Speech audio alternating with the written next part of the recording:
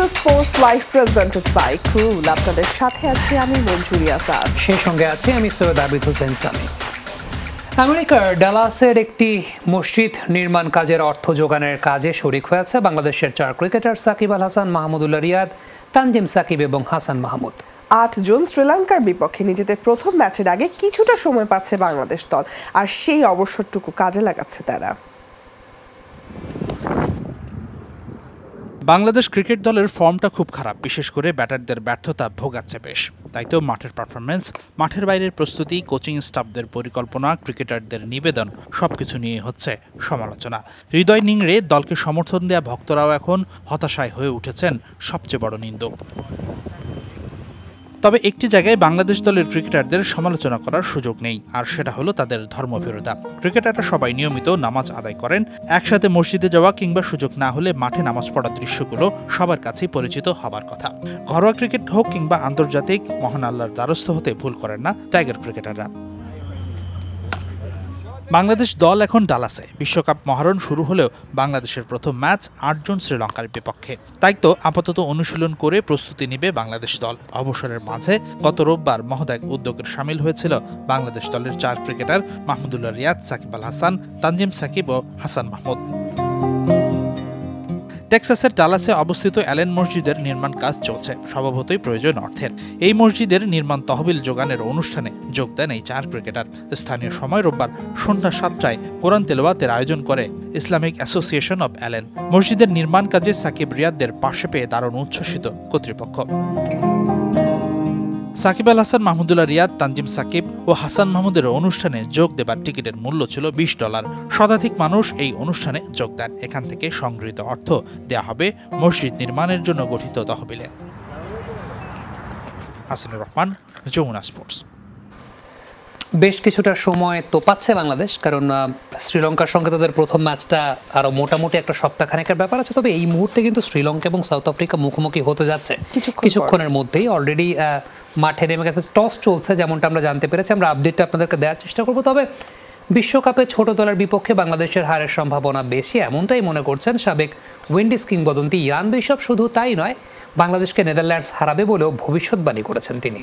নেপালের খেলা দেখতেও মুখিয়ে আছেন বিশপ। সেই সাথে টুর্নামেন্টের সম্ভাব্য সেরা বোলিং দল হিসেবে পাকিস্তানকে বেছে নিয়েছেন এই উইন্ডিজ কিংবদন্তি। টি-20 মানেই অন্যরকম উত্তেজনা। ব্যাটে বলে উত্তাপ ছড়ানোর পাশাপাশি নানা অঘটনের সাক্ষী হয়ে থাকে ক্রিকেটের জমজমাট এই আসর। তবে উইন্ডিজ কিংবদন্তি ইয়ান বিশপের কাছে অঘটন শব্দের কোনো জায়গা নেই। খেলাটা যেহেতু টি-20, ঘটতে পারে যে কোনো কিছুই। তার মতে বড় দলের বিপক্ষে ছোট দলের জয়কে এখন আর অঘটন বলা যাবে না। এবারের বিশ্বকাপে বাংলাদেশ নেদারল্যান্ডসের ম্যাচেও এমন কিছু ঘটবে বলে ধারণা করছেন জনপ্রিয় এই ক্যারিবীয় ধারাভাষ্যকার। এবারের আসরে ছোট দলের বিপক্ষে বাংলাদেশের হারের সম্ভাবনা সবচেয়ে বেশি বলেও মনে করেন তিনি। আমরা গত কয়েকটি বিশ্বকাপে নতুন দলগুলোর কাছে বড় দলকে হারতে দেখেছি। সেই হিসাবে এবারের আসরে ছোট দলগুলোর কাছে হারের ঝুঁকি সবচেয়ে বেশি বাংলাদেশের। আপনি সম্ভাবনার কথা যদি বলেন তাহলে আমি বলবো বাংলাদেশকে হারাবে নেদারল্যান্ডস। বিশ্বকাপের ডি গ্রুপে লড়বে বাংলাদেশ। গ্রুপের বাকি 4 দল দক্ষিণ আফ্রিকা, শ্রীলঙ্কা, নেপাল ও নেদারল্যান্ডস। ডাচদের কাছে বাংলাদেশের হার দেখলেও অপর সহযোগী দেশ নেপালকে নিয়ে বেশ উচ্ছ্বসিত ইয়ান বিশপ। আমি নেপালের খেলা দেখতে মুখিয়ে আছি। যেভাবে দেশটির সমর্থকেরা দলটাকে সমর্থন করে সেটা দারুণ ব্যাপার। দলটার বেশ প্রতিভাও আছে। হয়তো এই টুর্নামেন্টে নয়, কিন্তু কয়েক বছরের মধ্যে দলটা ভালো জায়গায় আসবে। বিশ্বকাপের এবারের আসরে শক্তিশালী বোলিং ইউনিট হবে পাকিস্তানের। শাহিন শাহ আফ্রিদি, নাসিম শাহ আর হারিস রফের সঙ্গে অভিজ্ঞ মোহাম্মদ আমিরের ফেরা দলটিকে অন্যদের থেকে এগিয়ে রাখবে বলে মনে করেন এই উইন্ডিজ সাবেক। পাকিস্তানের সবাই যদি ফিট থাকে তাহলে তাদের বোলিং ভারসাম্য বেশ ভালো। নাসিম শাহ, শাহিন আফ্রিদির সঙ্গে দলে ফেরা মোহাম্মদ আমির ও ইমাদ ওয়াসিম আছে। তাদের যে প্রতিভা, সেদিক থেকে আমি পাকিস্তানের বোলিং আক্রমণকে সেরা বলবো। বিশ্বপের ফেভারিটের তালিকায় আছে 2টি দেশ, যে তালিকায় সবার আগে জায়গা পেয়েছে ওয়েস্ট ইন্ডিজের নাম। তালিকায় দ্বিতীয় দলটি হচ্ছে টি-20 বিশ্বকাপে প্রথম শিরোপাজয়ী দল ভারত। মেহেদি রিয়ান, যমুনা স্পোর্টস। টি-20 বিশ্বকাপের প্রসঙ্গ। দ্বিতীয় ম্যাচে এসে রোমাঞ্চকর এক লড়াইয়ের সাক্ষী হয়েছে ক্রিকেট বিশ্ব। গ্রুপ বির লড়াইয়ে সুপার ওভারে নিষ্পত্তি হয়েছে ওমান নামিবিয়া ম্যাচ, যেখানে ওমানকে 11 রানে হারিয়েছে নামিবিয়া। এর আগে ওমানের করা 109 রানের জবাবে সমান 109 রানে থামে নামিবিয়ার ইনিংস। ব্যাট ও বল হাতে সমান অবদান রেখে ম্যাচ সেরা হয়েছেন ডেভিড উইসা। ওমানের 6 ব্যাটারকে লেগ বিফোরের ফাঁদে ফেলে এলবিডব্লিউর বিশ্ব রেকর্ড গড়েছে নামিবিয়া। 110 রানের সহজ লক্ষ্য তাড়ায় শেষ ওভারে নামিবিয়ার দরকার ছিল মাত্র 4 রান। হাতে উইকেট ছিল 6টি। আর এই সহজ সমীকরণ কঠিন করে তোলেন পেসার মেহরান খান। 3 বলের মধ্যে নেন 2 উইকেট। ফলে শেষ বলে নামিবিয়ার সমীকরণ দাঁড়ায় 2 রানের। স্ট্রাইকে তখন ডেভিড ভিসা, কিন্তু বলের সঙ্গে ব্যাটের সংযোগ ঘটাতে ব্যর্থ হলেও রানের জন্য ঠিকই প্রান্ত বদল করেন তিনি। রান আউটের সহজ সুযোগ মিস করেন উইকেটরক্ষক নাসিম খুশি। টাই হয় ম্যাচ, গড়ায় সুপার ওভারে। আর সেখানে নামিবিয়ার জয়ের নায়ক সেই ভিসা। প্রথমে ব্যাট করে 4 বলে নেন 13 রান। তার দল পায় 21 রানের পুঁজি। এরপর বল হাতে ওমানকে আটকে দেন মাত্র 10 রানে। ব্যাট ও বলে সমান অবদান রেখে হন ম্যাচ সেরা। অথচ বার্বাডোজে ম্যাচের শুরুটা ছিল নিরুত্তাপ। টস হেরে ব্যাট করতে নামা ওমান শিবিরে শুরুতেই ট্রাম্পেলম্যানের জোড়া আঘাত। নিজের দ্বিতীয় ওভারে তুলে নেন আরেক ওপেনার নাসিম খুশিকে। 68 রানে 5 উইকেট হারানো ওমানকে একাই টেনে তোলেন খালিদ কায়েল। তার 34 রানের ইনিংসে 100 পার করে দলটি। 2 বল বাকি থাকতেই অল আউট হয় মাত্র 109 রানে। ট্রাম্পেলম্যান 4টি ও ভিসা নেন 3 উইকেট। ওমানের ইনিংসে এলবিডব্লিউ হয়েছেন 6 ব্যাটার, যা পুরুষ আন্তর্জাতিক টি-20তে নতুন রেকর্ড। সহজ লক্ষ্য তারাই শুরুতেই ভ্যান লিঙ্গেনকে হারায় নামিবিয়া। এরপর ধীরে চলো নীতিতে 42 রানের জুটি গড়ে ফেরেন নিকোলাস ডাভিন। এক প্রান্তে ইয়ান ফ্রাঙ্কলিন হাল ধরলেও অন্য প্রান্তে তাকে যোগ্য সঙ্গ দিতে পারেননি কেউই।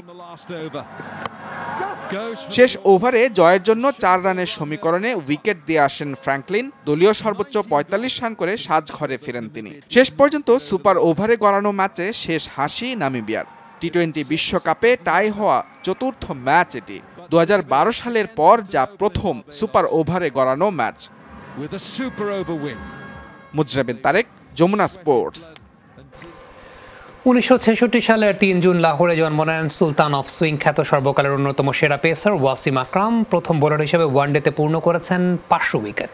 নামের পাশে আছে 916 আন্তর্জাতিক উইকেট। ক্রিকেট ইতিহাসে ওয়ানডে আর টেস্ট 2 ফরম্যাটে ন্যূনতম 400 উইকেট পাওয়া 2 বোলারের একজন তিনি। পাকিস্তান ক্রিকেট বরাবরই পেসারদের উর্বর ভূমি। তবে ওয়াসিম আকরাম 80 দশকে যে পেস বিপ্লবের সূচনা করে দিয়েছিলেন, বর্তমানে বলতে গেলে সেই ধারারই অংশ হয়ে বেড়ে উঠেছেন শাহিন আফ্রিদি, হারিস রাউফরা। করাচিতে নানির কাছে থাকা অবস্থায় টেপ টেনিস বল খেলে চেষ্টা করতেন বাড়তি সুইং করার। পরবর্তীতে 22 গজে কাজে লাগান এই শিক্ষা। বর্তমানে রিভার সুইং নামে পরিচিত শিল্পের মূল কারিগরদের একজন তিনি। মাধ্যমিকের পর ইসলামিয়া কলেজে ভর্তি হন বাঁহাতি পেস বোলার হিসেবে। কলেজের প্রথম বর্ষে দলে জায়গা পাননি, কারণ অধিনায়ক নিজেই ছিলেন বাঁহাতি পেসার। তবে দ্বিতীয় বছরে ওয়াসিম নিজে চলে যান পাকিস্তানের জাতীয় দলে। লাহোর জিমখানার সাথে একটি ম্যাচে ওয়াসিম আকরাম নেন 4 উইকেট, যার মধ্যে ছিল রমিজ রাজা ও ইন্তেখাব আলমের উইকেট। ক্লাব ক্রিকেটে এই সাফল্য তাকে নিয়ে আসে পাদ প্রদীপের আলোতে। এরপর সাবেক ফাস্ট বোলার খান মোহাম্মদের ক্যাম্পে ডাক পান ওয়াসিম আকরাম। 1984 সালে জুন মাসে শুরু হয় ক্যাম্প। এই ক্যাম্পে রমিজ রাজা, ইজাজ আহমেদ ও মহসিন কামালরাও ছিলেন। এই রমিজ রাজা আর ইজাজ আহমেদের সাথেই 1992 সালে বিশ্বকাপ জেতেন ওয়াসিম। 18 বছর বয়সে মাত্র একবার নেটে বোলিং করে চলে আসেন জাতীয় দলে। 1992 বিশ্বকাপে ছিলেন সর্বোচ্চ উইকেট শিকারী। ইমরান খান পরবর্তী যুগে ছিলেন পাকিস্তানের অধিনায়ক। ক্রিকেট ইতিহাসের ওয়ানডে আর টেস্ট 2 ফরম্যাটেই ন্যূনতম 400 উইকেট পেয়েছেন এরকম বোলারের সংখ্যা মাত্র 2 জন, মতিয়ার আলী তারন ও ওয়াসিম আকরাম। একজন ফাস্ট বোলার হিসেবে 18 বছর ও 110 দিনের ওয়ানডে ক্যারিয়ার ইঙ্গিত দেয় তার অবিশ্বাস্য ফিটনেসের দিকে। ওয়ানডে ক্রিকেটে সবচেয়ে বেশি দিন খেলা চালিয়ে দেওয়া ক্রিকেটারদের তালিকায় প্রথম 20 জনের মধ্যে 4 জন মাত্র বোলার, আর এর মধ্যে একমাত্র পেসার ছিলেন ওয়াসিম আকরাম। ফারহান ইসান, যমুনা স্পোর্টস। আমাদের সঙ্গে ঠিক এই মুহূর্তে আমাদের সহকর্মী তাহমিদ অমিত নিউ ইয়র্ক থেকে যুক্ত হচ্ছেন। অমিত, ঠিক এই মুহূর্তে শ্রীলঙ্কা এবং দক্ষিণ আফ্রিকা লড়াই করছে, দুইটাই বড় দল, সমপর্যায়ের দল। আমি একটু অন্য প্রসঙ্গে আপনার কাছে জানতে চাই, এই টি-20 ওয়ার্ল্ড কাপে আপনার একটা অবজারভেশনের জায়গাটা, ছোট দলগুলো ভালো করছে, প্রত্যেকটা ছোট দলে কিছু ইন্ডিভিজুয়াল ক্যারেক্টার আছেন যারা রেগুলার ফ্র্যাঞ্চাইজি ক্রিকেট খেলেন। আলটিমেটলি ক্রিকেটের গ্লোবালাইজেশনটা এই পর্যায়ে যাচ্ছে কিনা যে অদূর ভবিষ্যতে ফ্র্যাঞ্চাইজি ক্রিকেটটা ক্রিকেটের দৃশ্যপটটাকে পাল্টে দেবে, যে বড় ছোট দলের ব্যবধানটা অনেক কমে যাচ্ছে? প্রথমত একটু ঠিক করে নিই, আমি এই মুহূর্তে ডালাস থেকে প্রায় 4 ঘন্টার এয়ার জার্নি করে এখন আমি ডালাস থেকে নিউ ইয়র্ক থেকে ডালাসে আছি। আমি এখন ডালাসে, আপনি যেমনটা বলছিলেন নিউ ইয়র্কের কথা, নিউ ইয়র্কে না। তবে মজার বিষয়, আমরা যতটুকু জানতে পেরেছিলাম আজকে বাংলাদেশ দলের প্র্যাকটিস থাকবে ডালাসে, সেটা খুব স্বাভাবিক। এখন পর্যন্ত আমরা জানতে পারিনি প্র্যাকটিস আছে। তবে তাসকিন আহমেদ নিউ ইয়র্কে প্র্যাকটিস করবেন এরকম একটি মেসেজ আমাদের কাছে দেওয়া হয়েছে। তার মানে হয়তো বা তাসকিন নিউ ইয়র্কে থেকে গেছেন, নিউ ইয়র্কে তিনি আছেন, কিন্তু বাংলাদেশ দল কিন্তু ডালাসে চলে এসছে। এইরকম অবস্থা, আপনি যেমনটি বলছিলেন যে ছোট দল বড় দলের পার্থক্য কমে এসছে, কিন্তু বাংলাদেশকে দেখে তো যেমনটি মনে হয় না বাংলাদেশ সবগুলো বিশ্বকাপ খেলেছে, পার্থক্য এখনো স্পষ্ট বোঝা যাচ্ছে। এখন পর্যন্ত যে পারফরমেন্সের গ্রাফ, তাতে তো আপনাকে বাংলাদেশকে ছোট দল বলতে হবে।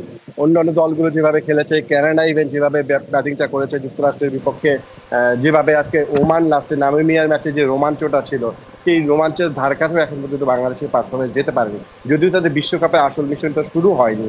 আর এতে আসলেই সত্য যে 20টা দল এবার বিশ্বকাপে খেলছে।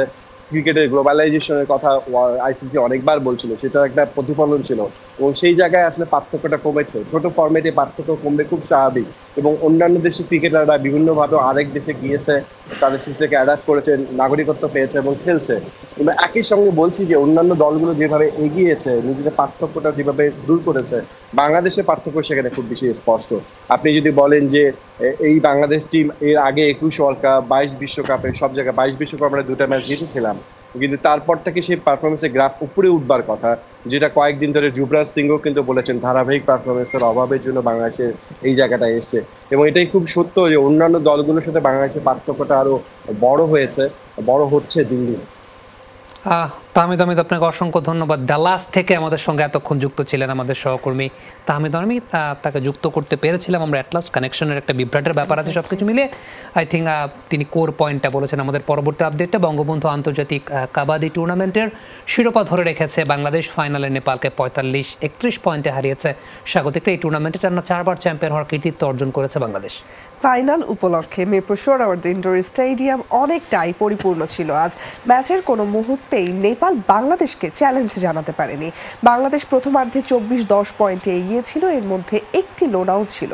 দ্বিতীয়ার্ধে পয়েন্টের ব্যবধান একই থাকলে বাংলাদেশ শিরোপা জয়ের উল্লাসে মাতে। শিরোপা জয়ের পর পতাকা নিয়ে খেলোয়াড়েরা উল্লাস করেছে, দর্শকরাও দাঁড়িয়ে তাদের অভিবাদন দিয়েছে। টুর্নামেন্টে বাংলাদেশ নেপাল ছাড়াও 10টি দেশ অংশ নেয়। অধিনায়ক আরদুজ্জামান মুন্সি চ্যাম্পিয়নশিপ জয় করা সম্ভব হয়েছে বলে দলীয় শক্তি ও সমঝোতাকেই কারণ হিসেবে দেখিয়েছে। বাংলাদেশ কাবাডি যদি ক্রিকেটের মতো এরকম টুর্নামেন্ট খেলার সুযোগ পায়, প্লাস আমাদের যদি বেতনভুক্ত করা হয়, অর্থাৎ আমাদের পৃষ্ঠপোষকতার যদি অভাব না থাকে, আমরা অলিম্পিক থেকে পদক আনতে সক্ষম ইনশাল্লাহ। আমরা পাকিস্তানকে ইনভাইট করেছিলাম, তারা আসে নাই। যদিও সাব গেমসে তাদের সাথে আমরা হেরেছি, কিন্তু আমার বিশ্বাস নেক্সট সাব গেমসে পাকিস্তানকে হারাই আমরা রৌপ্য পদক আনতে পারবো। প্রথমবারের মতো বিশ্বকাপ খেলতে আসা উগান্ডা ক্রিকেট দলের সঙ্গে আনন্দঘন সময় পার করেছেন মিচেল মার্শ এবং ডেভিড ওয়ার্নার। উগান্ডার জার্সি উপহার দেওয়া হয় এই দুই অজি তারকা ক্রিকেটারকে। সেই জার্সি পরে ছবিও তোলেন তারা। টুর্নামেন্টে আফ্রিকার দলটির আনন্দ যেন আরও কয়েক গুণ বাড়িয়ে দিলেন অস্ট্রেলিয়ার ক্রিকেটাররা। 4 জুন আফগানিস্তানের বিপক্ষে ম্যাচ দিয়ে বিশ্বকাপ অভিষেক হবে উগান্ডার। প্রথমবারের মতো বিশ্বমঞ্চে আফ্রিকার ছোট দেশ উগান্ডা ইতিহাস গড়ে এবারে টি-20 বিশ্বকাপের মূল পর্বে জায়গা করে নিয়েছে দেশটি। মূল পর্বে জায়গা করে নিতে হারাতে হয়েছে কেনিয়া ও জিম্বাবুয়ের মতো দলকে। এবার অপেক্ষা বিশ্বমঞ্চে নিজেদের সামর্থ্য দেখানোর। অন্য দলগুলোর চোখ যেখানে শিরোপার দিকে, সেখানে বিশ্বকাপে জায়গা করে নেওয়াই যেন উগান্ডার কাছে অনেক বড় প্রাপ্তি, কারণ এর আগে কখনোই খেলার সুযোগ হয়নি বৈশ্বিক আসরে। টুর্নামেন্টে আফ্রিকার দলটির আনন্দ যেন আরও কয়েক গুণ বাড়িয়ে দিলেন অস্ট্রেলিয়ান ক্রিকেটাররা। বিশ্বকাপের প্রস্তুতি ম্যাচের সময় ত্রিনিদাদের পোর্ট অফ স্পেনে একই হোটেলে অবস্থান করে অস্ট্রেলিয়া ও উগান্ডা দল। সেখানেই তাদের সঙ্গে দেখা করেন মিচেল মার্শ ও ডেভিড ওয়ার্নার। উগান্ডার একটি জার্সি উপহার দেওয়া হয় ওয়ার্নারকে। পরে আফ্রিকার ছোট্ট দেশটির ক্রিকেটারদের সঙ্গে ছবিও তোলেন তারা।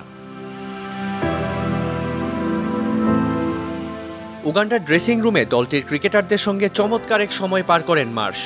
শুধু তাই নয়, অস্ট্রেলিয়া তারকা অলরাউন্ডার গায়ে জড়িয়ে নেন উগান্ডার জার্সি।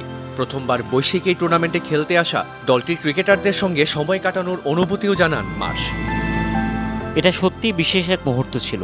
বিশ্বকাপে কেবল ক্রিকেটটাই একমাত্র বিষয় নয়, দলগুলোর জন্য এটা একটা সুযোগ, আর এখানে থাকার যোগ্যতা তারা অর্জন করে নেয়। সি গ্রুপে আফগানিস্তান, নিউজিল্যান্ড, পাপুয়া নিউগিনি ও ওয়েস্ট ইন্ডিজের সঙ্গে রয়েছে উগান্ডা। 4 জন আফগানিস্তানের বিপক্ষে ম্যাচ দিয়ে বিশ্বকাপ অভিষেক হবে উগান্ডার। আগামী বৃহস্পতিবার ওমান ম্যাচ দিয়ে শিরোপা পুনরুদ্ধারের অভিযান শুরু করবে অস্ট্রেলিয়া। মেহেদি রিয়ান, যমুনা স্পোর্টস। দর্শক, এই ছিল আজকের স্পোর্টস লাইভ। এতক্ষণ সাথে থাকার জন্য সবাইকে ধন্যবাদ। আল্লাহ হাফেজ। আল্লাহ হাফেজ।